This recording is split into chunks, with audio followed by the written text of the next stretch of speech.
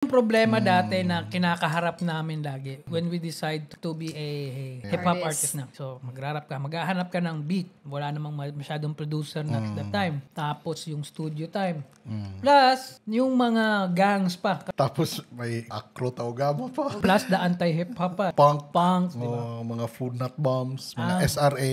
Punks Not Dead. Hate na hate nila yung hip-hop. Yun yung funny kasi dati, no? Para sa akin, maswerte yung bagong generation ng mga musicians. Dati kasi, yung mga listeners, no offense, medyo close-minded eh. Pagka, kunwari, gusto nila alternative music, they go out of their way to hate ibang genre, lalo na hip-hop.